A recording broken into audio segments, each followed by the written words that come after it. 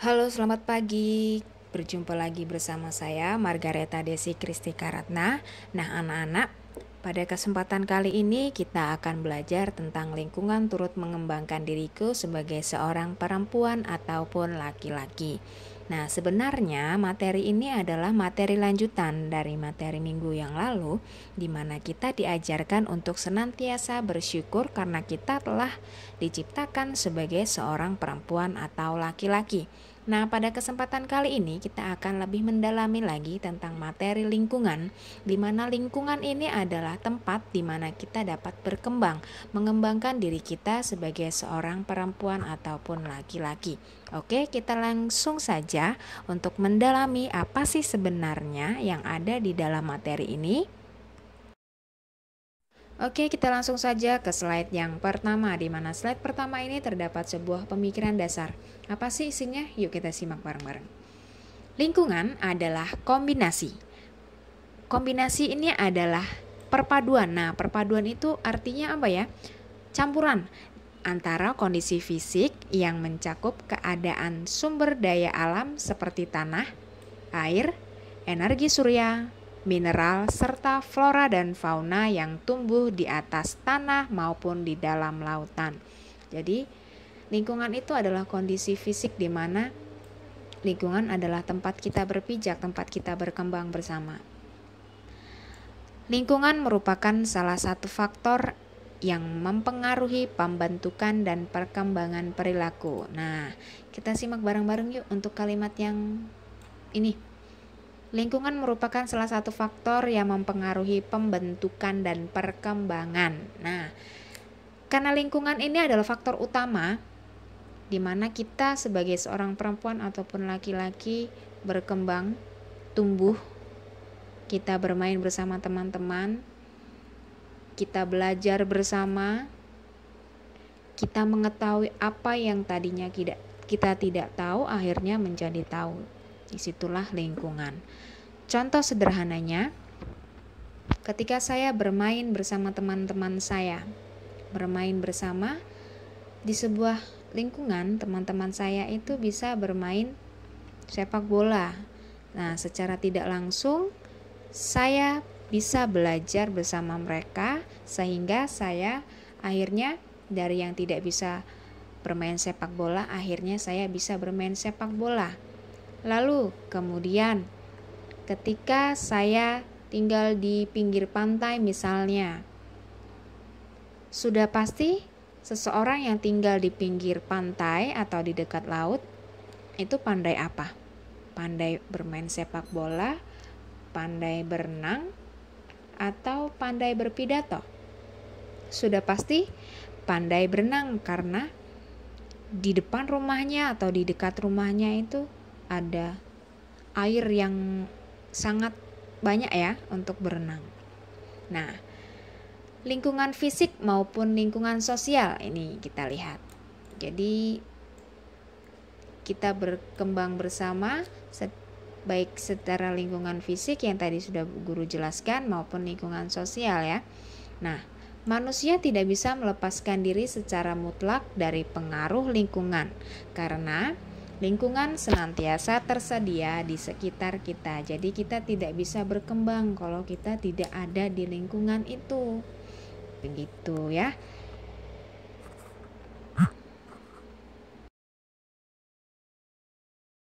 Oke, langsung saja kita ke slide yang selanjutnya.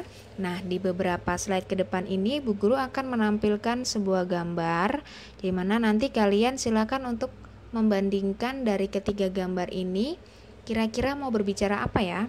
Oke, kita ke gambar yang pertama. Di sini terdapat sebuah sawah hijau membentang luas, dan di kanan kirinya itu ada banyak sekali pepohonan rindang, ya. Nah, di gambar yang kedua ini disajikan sebuah tampilan gambar yang berbeda dengan gambar yang pertama. Kira-kira ini gambar apa ya anak-anak ya? Ya, sudah pasti sawah. Tapi bedanya dari sawah yang pertama, di sawah yang kedua ini tampaknya sangat tandus ya, karena tidak ada air yang mengaliri sawah tersebut sehingga tanahnya menjadi tandus dan tidak dapat ditumbuhi oleh tanaman. Oke anak-anak, kita ke gambar yang ketiga. Di gambar yang ketiga ini situasinya jelas berbeda dari gambar yang pertama maupun gambar yang kedua. Nah, di gambar yang ketiga ini kalau kita lihat banyak sekali gedung, banyak sekali rumah ya di sini, dan banyak juga kendaraan yang lalu lalang, dan tentu saja keadaan dan situasinya berbeda dari gambar yang pertama dan gambar yang kedua. Anak-anak, tadi kan kita sudah bersama-sama menyaksikan beberapa gambar yang sudah disajikan dari slide sebelumnya, di gambar pertama, gambar kedua, dan gambar ketiga. Nah, di slide ini Bu Guru akan mencoba menjelaskan dari gambar pertama. Di sini ada sebuah pemandangan alam daratan atau pedalaman yang subur, di mana sawah yang hijau dan luas membentang itu menghasilkan segala sesuatu bagi kehidupan masyarakat sekitarnya. Ya, biasanya masyarakat yang tinggal di tempat yang subur hidupnya pasti terjamin selalu, sehingga mereka cenderung santai, kurang terbiasa menghadapi tantangan hidup. Karena semua makanan, semua apa yang mereka perlukan itu tersedia di alam. Di gambar kedua, tadi kita menyaksikan gambar yang sawah yang sangat tandus ya. Tidak ada aliran air yang mengairi sawah sehingga sawahnya terlihat tandus. Nah, di gambar kedua ini pemandangan alam daratan yang tandus tentu kurang menghasilkan sesuatu bagi kehidupan masyarakat di sekitarnya. Karena itu, mereka harus bekerja lebih keras dan kreatif untuk mempertahankan hidup, termasuk pergi merantau. Dan biasanya masyarakat di tempat seperti ini memiliki watak pekerja keras dan sangat ulet.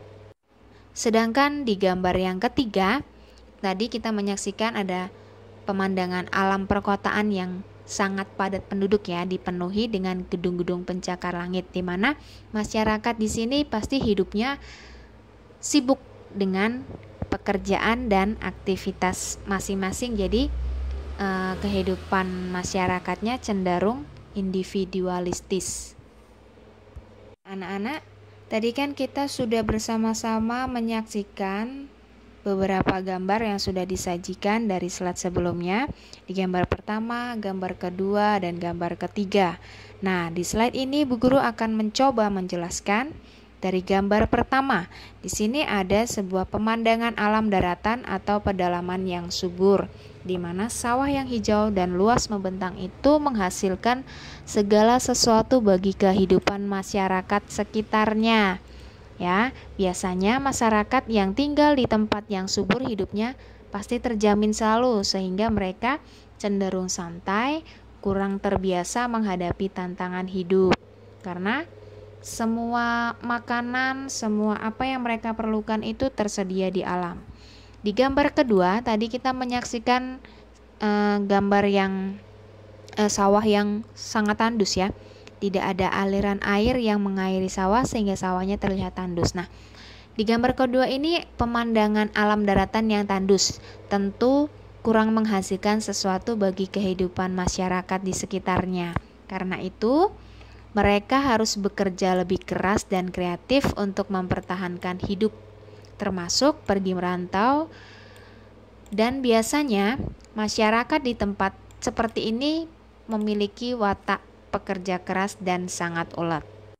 Sedangkan di gambar yang ketiga, tadi kita menyaksikan ada pemandangan alam perkotaan yang sangat padat penduduk ya, dipenuhi dengan gedung-gedung pencakar langit, di mana masyarakat di sini pasti hidupnya sibuk dengan pekerjaan dan aktivitas masing-masing. Jadi kehidupan masyarakatnya cenderung individualistis.